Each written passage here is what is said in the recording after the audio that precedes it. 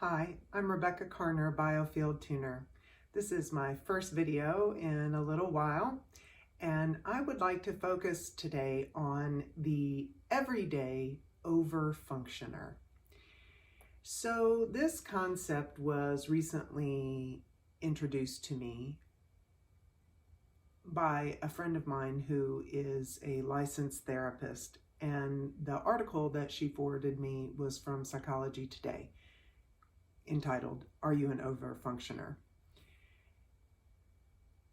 And I can say I kind of consider myself maybe a recovering overfunctioner, or I overfunction in some areas some of the times, whereas before it used to be a little bit more of a default.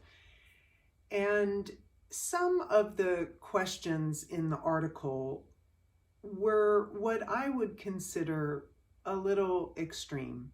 Years ago, I had a really good friend who identified in herself one day when we were on the phone, or she shared it with me on the phone. I guess she identified it prior to the phone call, but she said, Rebecca, I feel like I'm like pathologically helpful. And some of the questions in the Are You an Overfunctioner article were basically that. Do you give unsolicited advice to a friend who's struggling? Do you and then when I did just a super quick search on overfunctioning before this video, it really, a lot of the indicators were pretty, again, what I would consider extreme. That you overgive, that you overdo, that you try to control others, that if you overfunction in a relationship, that you're always trying to fix your partner.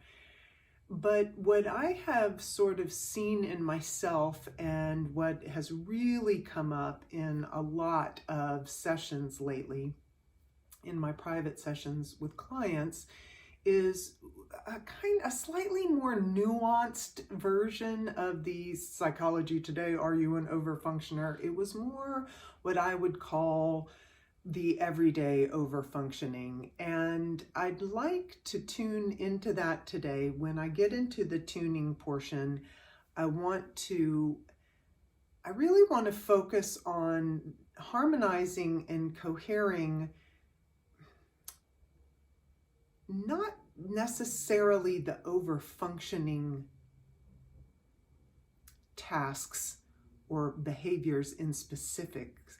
It's more that deeply nuanced interior experience of if somebody is trying to dial away from overfunctioning, if you try to hold back or sort of curb the impetus, sort of curb the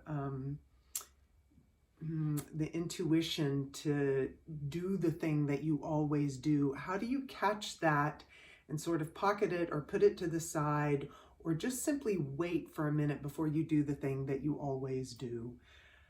And I'd like to tune into that today to make it more comfortable in the overfunctioner's body to not do the thing. So across several age demographics, it tends, even though my practice has a wide global demographic of people from all over the world, from every age, from every ethnic combination and background you can imagine, I hear a lot lately these everyday overfunctioning tendencies in, I guess it would be hetero women, just as it so happens. So while this video is not exclusively for women or women in any sort of relationship, professional, personal, romantic, otherwise, but when I hold the sort of frequencies in my mind, I'm recalling lately in women these tendencies, and they really come from not so much trying to fix or sort of impose themselves on another, but it's the way we tend to sort of make up the difference between what a person is willing or knows how to do or able to do, and then what we're comfortable with. I find in my practice a lot that regardless of some of the specifics, one of the characteristics that come from many, that is a resultant personality characteristic from any number of histories, is this kind of uber self-reliance, uber performer, not so much the sort of do-getter, go get 'em, but just the really, really good person, really, really good employee, really, really good manager. And it's all the ways that they do and do and do, and then they feel burnt and so incredibly stressed, and they're cumulative, I gotta do because they can't quite, oh, you know, my boyfriend can't quite look these up, so let me look up this stuff for him, or let me research where we're gonna move next, or let me do all the legwork on the next vacation. And meanwhile, the people could both have full-time jobs and whatever, and maybe his is a little bit more demanding hour-wise, but if you know, the boyfriend is able to plan a weekend getaway and get all the things together and pack all the gear and all the stuff, why can't he look something up on the computer? Or if the CEO knows that these trends are happening, or this just happened with the financial world or whatever, why is it the manager or the other, it's one of the other C-suite people's responsibility to put together a practical and pragmatic path forward for the company? Why can't the person in charge who's getting paid the big bucks do that? And so, and more than anything, it's can the overfunctioner stand by and breathe and be fully comfortable in themselves to let whatever happen, and to let it happen with whatever timeline it's going to happen. Might not be your preferred timeline, might be a little bit clunky. You know, one of the relationships that it's really hard not to be an everyday overfunctioner is parenting. One of the really informative articles that I read when my kids were really young was Give Your Kid the Gift of Failure. And while the article was not suggesting that you let them fail in life, but if the assignment is late, if they don't get the thing in on time, you know, they're not gonna fail second grade, but the kid is gonna have that feeling like, I didn't do the thing, or I didn't get my act together and I didn't do the thing. And it's in those moments that we learn.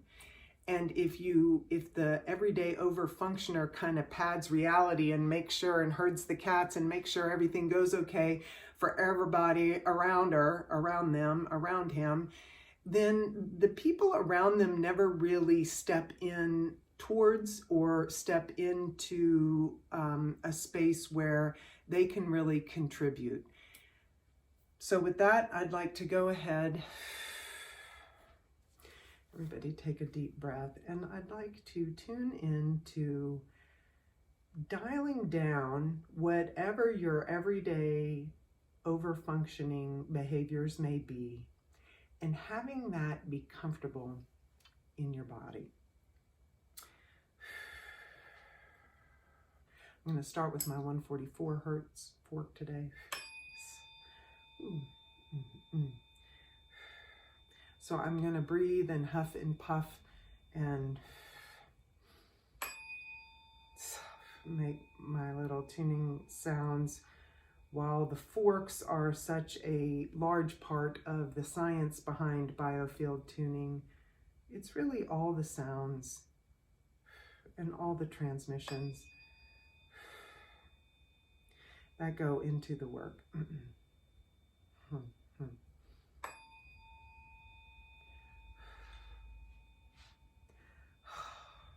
Yeah, right now, okay, wow, everybody, it's like, woo, it's like everybody contracted, like, what does she mean I can't do the things? What does she mean I can't, what?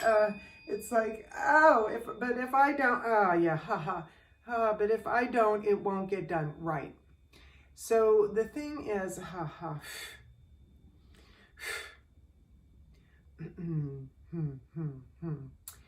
if I don't do the thing, then I don't do the thing. It's not if I don't do the thing, then the thing might not get done. Now, every now and again, if I don't do the thing, a thing, in fact, indeed, might not get done. But as I have started to curb and experiment and play around, with my everyday overfunctioning practices and behaviors,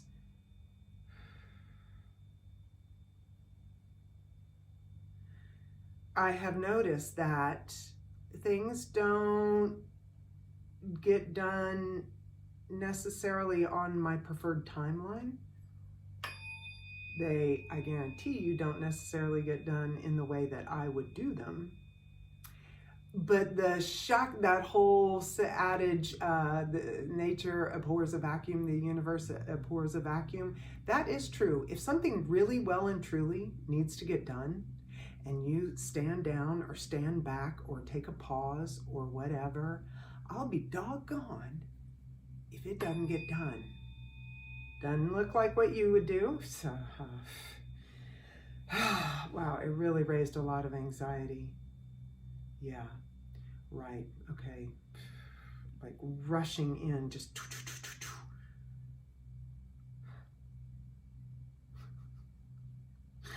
like those battle scenes in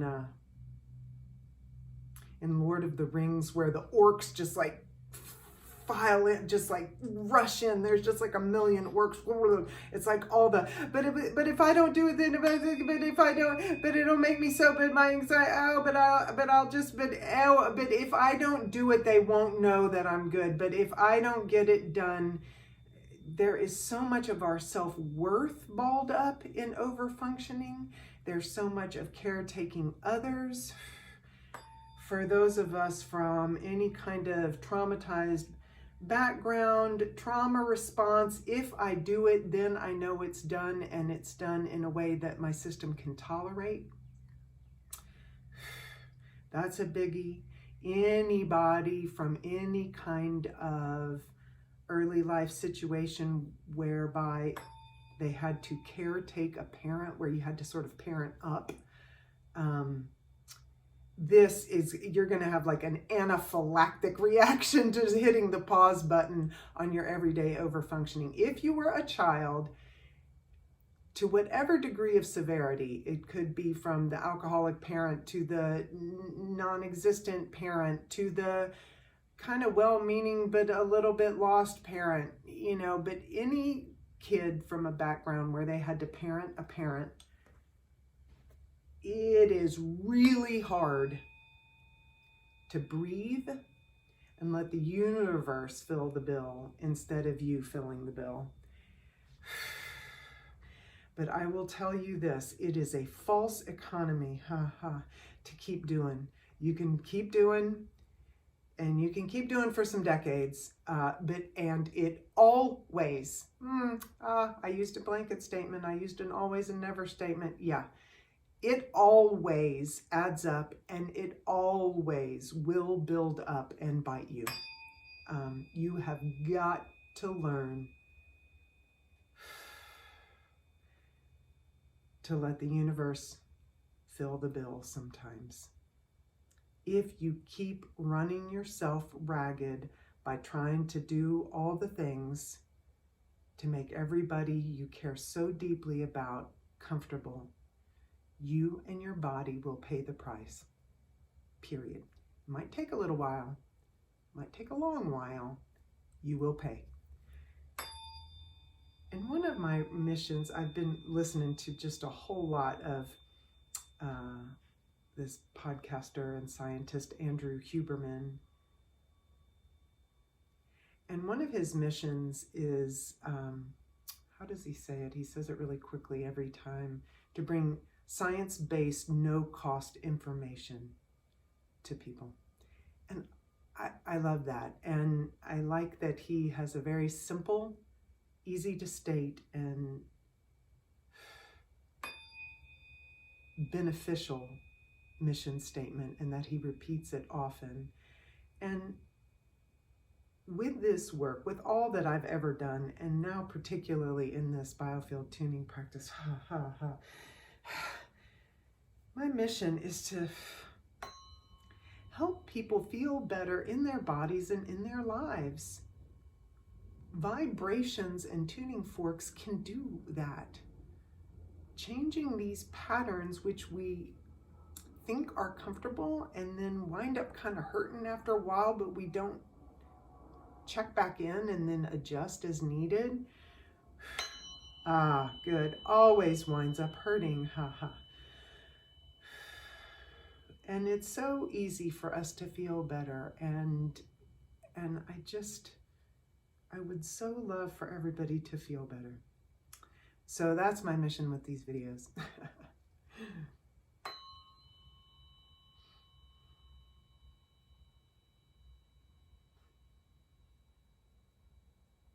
Wow, the anxiety in my stomach, like it's as if everybody just literally wants to collectively vomit at the thought of not doing the things.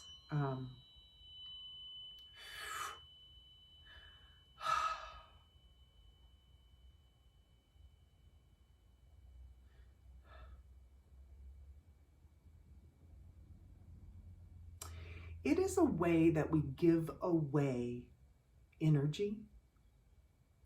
In certain parlance, people would say it's a way you give away your power. I don't know, I have mixed feelings about that whole languaging. I'm gonna tune in on the solar plexus here, because that was just really having like spasms. It's like my stomach is having spasms at the thought of moving differently.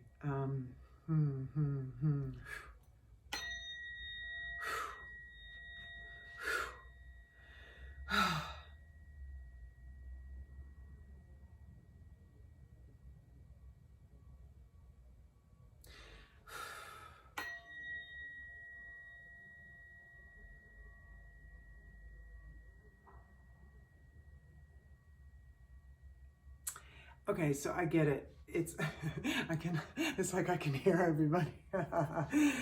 Right. Okay, so if you're the person at work who always does the thing. Okay, so let's name the excellent employee Sherry. Okay, so Sherry, everybody knows, it's like that old Life cereal commercial. Give it to Mikey, he'll eat anything. It's like, give it to Sherry. If you put it on Sherry's desk, it gets done. Give it to Sherry. Oh, hey. See, wow, even the fork didn't like that. No, man, no. Okay, so if Sherry's entire self-worth and identity is all wrapped into, okay, so Sherry, meanwhile, is probably on her way to developing an autoimmune disorder. She can't sleep at night. She's probably hormonally imbalanced. She's stressed as ever-loving. She's got cortisol levels that are through the roof and all the things, but she knows that she's the go-to girl in the office, right? She knows that everybody can rely on her. Everybody knows that she'll do it and that she'll have a smile on her face and she'll be really nice about the whole thing. Okay. So it's a fine line. Because is it bad to be that awesome person that people rely on? No. Okay, no. That's gorgeous. It's a lovely thing. And if you're paying for it in your mind, body, spirit, then it is a bad thing. It means that it's out of balance. So what we're doing is not for you to be The point of this tuning is not to become unreliable or belligerent or not a team player, but it's to maybe slow the roll.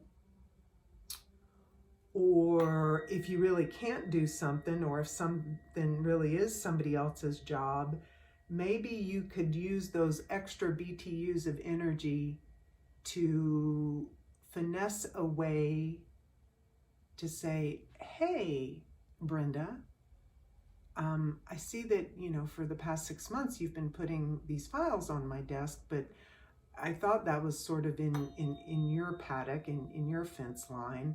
Is there anything that we need, or is there anything that you need from the boss or HR or whatever, so that you can do your job, because I'm really covered up with my job? Like, what if you, instead of also doing Brenda's job, what if you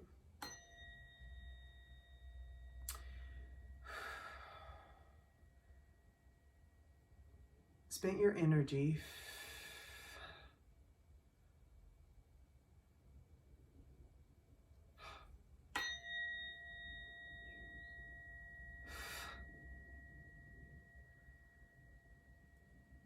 wow, the discomfort in my stomach is profound, and it really feels like it's coming in on the left side. I can kind of feel my spleen. It's like I want to take care of myself, but I truly don't know how. Okay, it's okay. Shh, shh, shh, shh. Anyway, so instead of doing Brenda's job, what if you were helpful? What if you were the awesome team player? What if you were the everybody loves Sherry person by helping Brenda really do her job? Well, okay, then you can say, yeah, well, Rebecca, then I know that in the end, Brenda's either going to mess it up, or she keeps putting it on my desk because she doesn't want to, and she's not as good an employee as I am, or whatever, or the organization may suffer. Okay, then the organization has to suffer, and then maybe Brenda will get put on notice, or Brenda will step up, or Brenda will get the training she needs, or whatever. Like, I mean, whether it's on a big scale or a little scale, it's like Sherry does not have to do God's job. Sherry is in fact not God. Sherry is Sherry, and Sherry's awesome. Thanks, Sherry. You don't have to do all the things. It's impossible.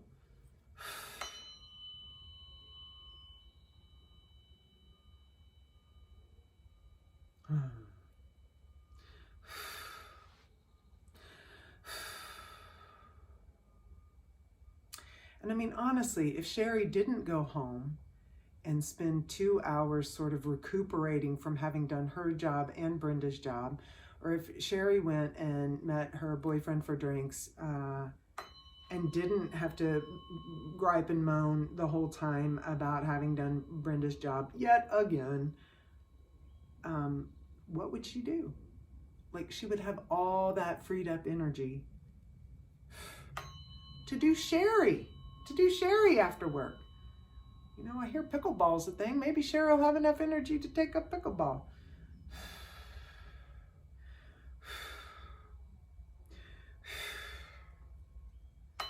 And does that make Sherry any less awesome? Do you think Sherry is gonna fall in the boss's eyes? No, I don't think so. And more than anything, when Sherry is then, 52,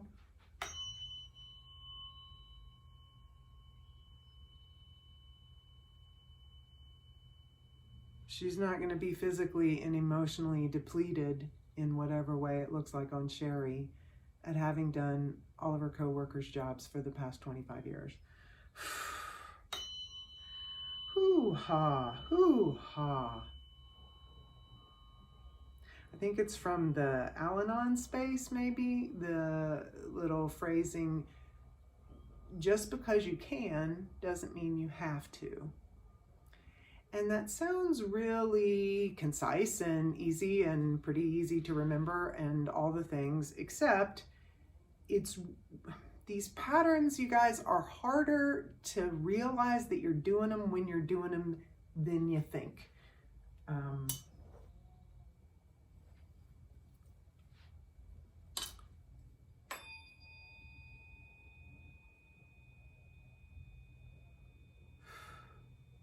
So it's a little bit off camera, but I am tuning a collective energy body, and I'm moving the forks around to the different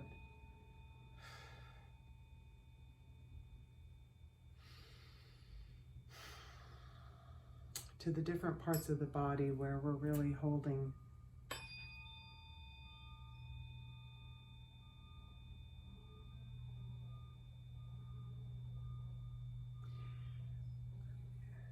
Just really swimming, like,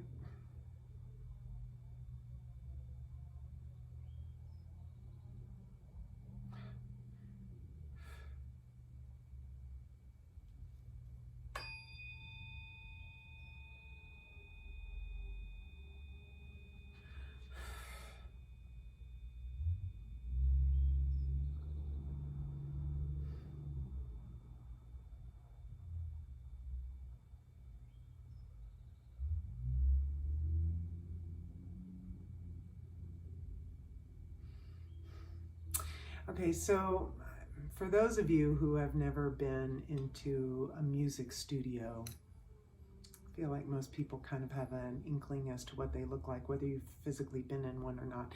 They have a mixing board that is literally just filled with dials and knobs and levers and these slider things and all the things, right? And there's many, well, depending on how fancy the studio is, but there are many of them.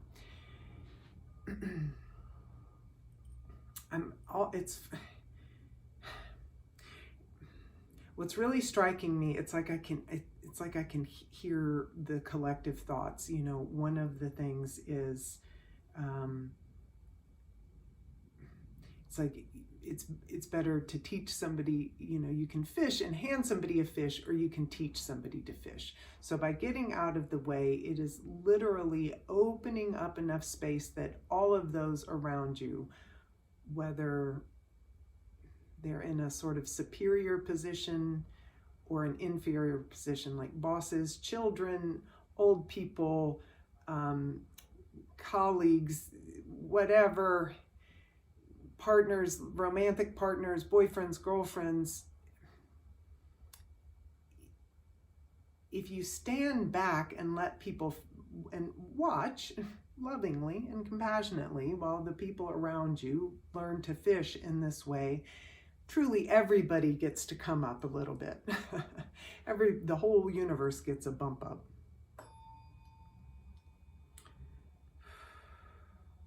And what I find really, really interesting is that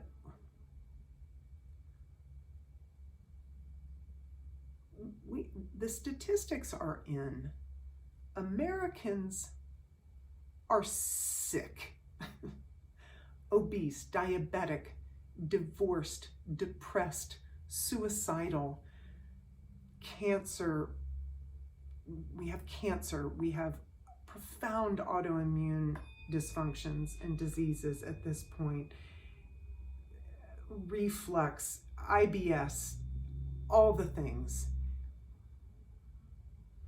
And yet still we're so, like, that's the economy, you guys. When you overextend the body, it accumulates, and eventually the body will pay the price.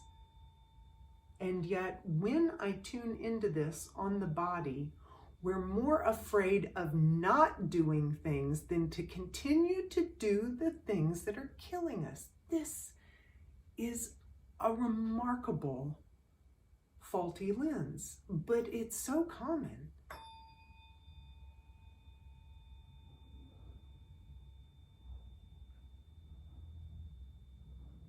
And we've so lost, and there's actually, like, when I was kind of tuning into the fictional Sherry character, there was actually a fear if she didn't do Brenda's job all day, if she went home, that she might be bored because she wouldn't be so depleted by doing her job and somebody else's that it's like, well, crap, I might be bored. It's like, okay, be bored for a second, because after a couple of days of being bored, guess what?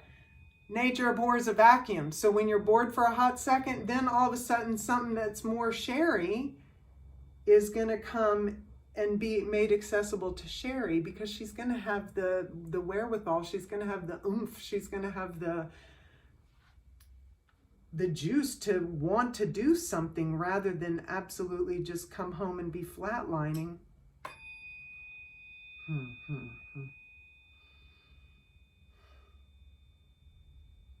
going to say it again. I keep hearing, but Rebecca, it's so uncomfortable if I don't do the things. It's more uncomfortable if you keep doing the things. It's more uncomfortable. It is more uncomfortable.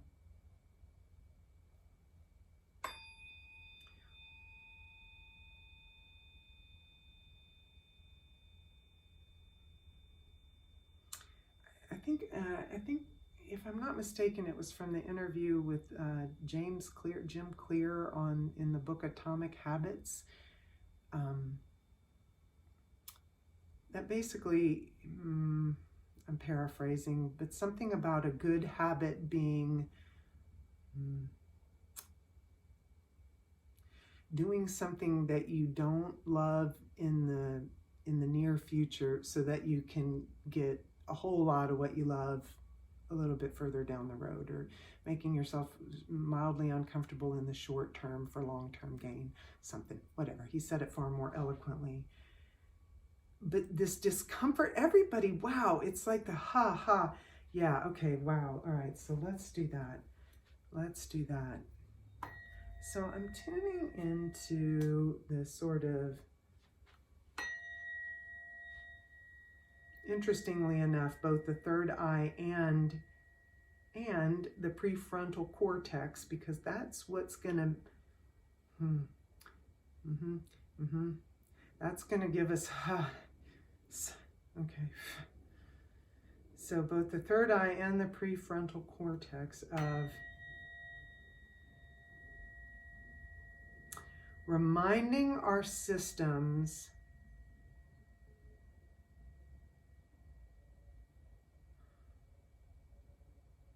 of the validity of a longer time frame than what we're used to considering. It's not that we don't constantly, we are literally standing in the result of decisions we made years ago, all of us. Some of us today are feeling some of our more short-term decisions for true, but the body that you live in, the place that you live in, the job that you work in, the social group that you run in, all of those things are the result of decisions that you've made for a long time over time. But the minute we think of behavior change, it's like we freak out and think, what it's going to be for the first 5 minutes is going to be really uncomfortable. Okay, man, because that's all right. 5 minutes, that goes by in a heartbeat. It's the years later. There. That's right. Good. One of the little quips in training in Biofield tuning is you have to be willing to suck at something for 10 minutes, okay? And it's like, well, when you say it like that, okay. I mean, I don't love it, but I can suck at something for 10 minutes. Okay, let's do that.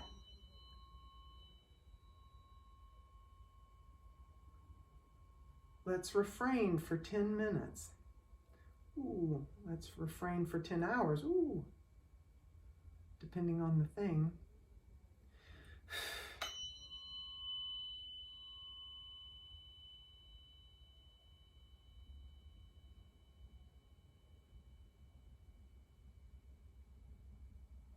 When I did an advanced coaching training,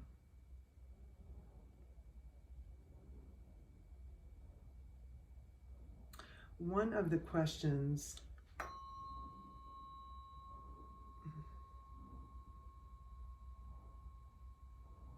for helping someone who was a little stuck was when, you know, oh, I really want to work on my 5K time. Then the coach would ask, okay, great, you know, what's your time at now? It's at however many minutes. Okay, and what would you like it to? Okay, well, how would you go about, you know, what's the first thing that you could work on, blah, blah, blah. Okay, well, when would you like to do that? When would you like to start? When is the easiest time to start? Would you like to start tomorrow?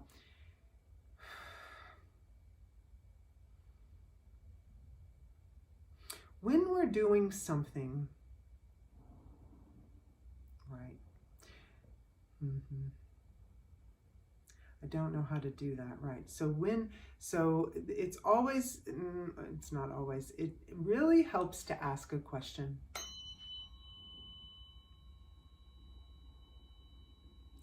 And for the overfunctioner, I would sort of hold, so first of all, I mean, one of the internal questions is this an opportunity when I can change my default behavior? That's the internal question. But particularly if you're trying to change that pattern in a dynamic around you, so again, whether it's professional or personal, rather than thinking, oh, great, I'm going to have to do Sherry's files. I'm going to have to do Brenda's files again. Say, Brenda, I see that you left these files here. Could we put them back on your desk? Start asking questions, even if it's not the right question. Even if you don't know what question to ask, start clunking around. It's okay to be clunky. I had another boss and she'd do her hands in this funny way. It's okay to get clunky. Look, nobody ever died from getting clunky. It's okay to get clunky. Ask silly questions. It's okay.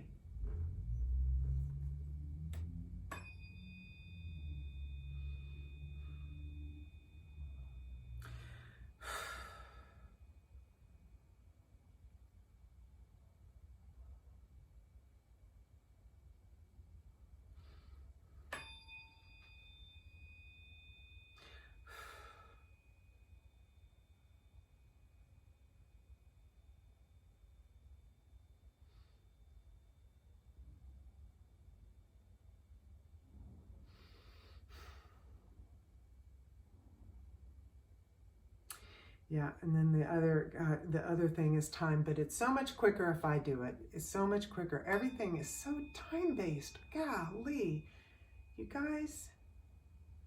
Again, this has to be a false economy. Okay, so Brenda puts the files on your desk. Would you like me to look at these with you for a few minutes? So to, you know, ask the question, put it back on them. All right, when would you like to, okay, would you like to look that up?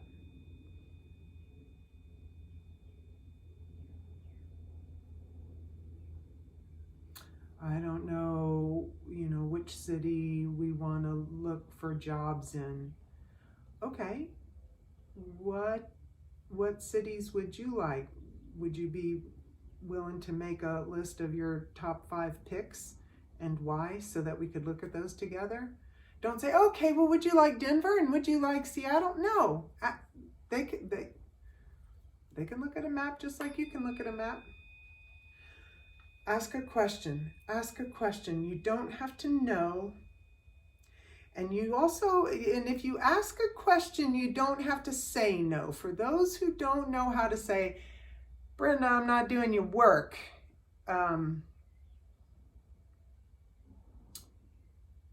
Ask a question. Brenda, would you need some help? Brenda, could we take these two? Ask a question. Yeah, that's a lot lighter. That's a lot lighter. Okay.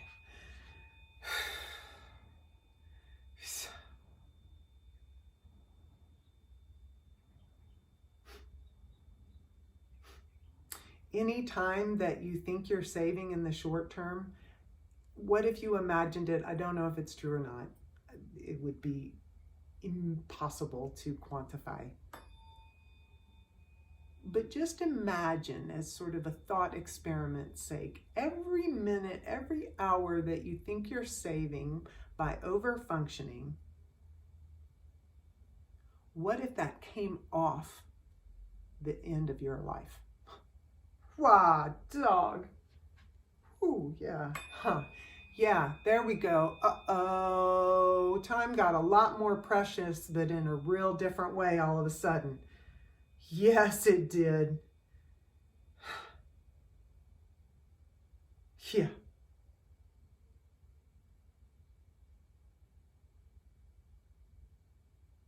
Yeah.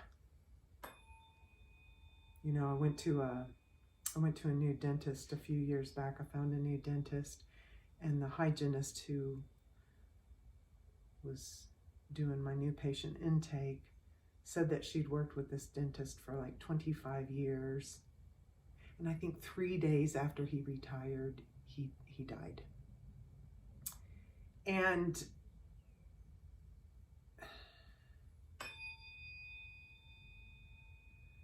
that's neither here nor there. I'm not supposing that the man was an overfunctioner or anything like that.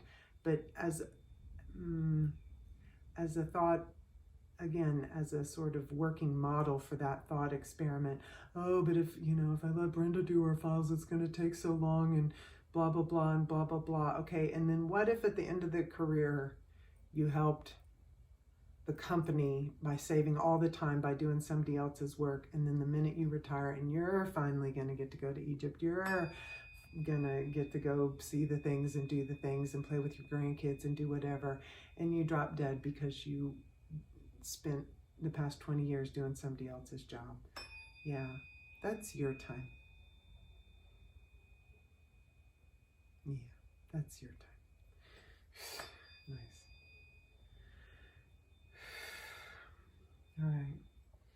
I didn't want this video to go on overly long.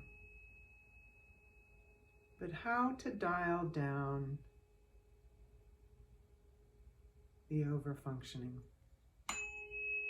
There we go. And have it be more comfortable and have it be accessible.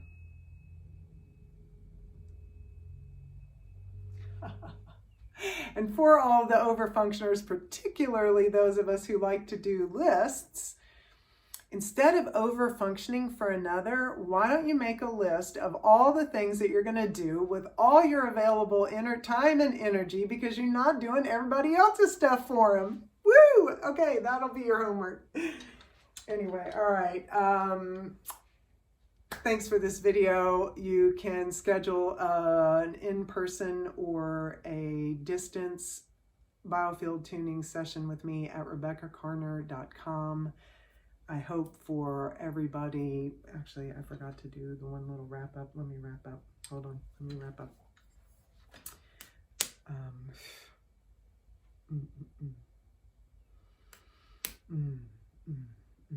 Yeah.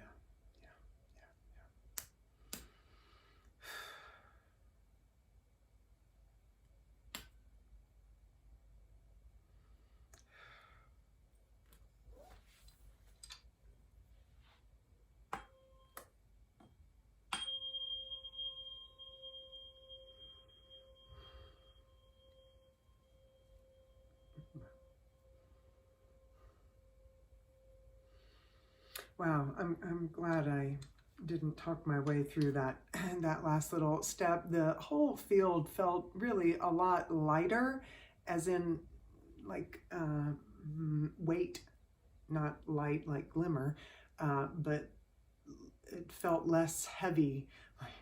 Like that, there was an old Dunkin' Donuts commercial where this like downtrodden looking guy, time to make the donuts, and it's like his job looked heavy on him, and it's like the whole field just got a lot lighter. Yes, bring it's like the clouds part, like at the beginning of The Simpsons. Yeah, when you don't overfunction, your life is lighter. Anyway, please look me up. Feel free to book in a session and enjoy your not over functioning and the levity and brevity of your workadays, and may you enjoy the newly available energy. Thanks so much.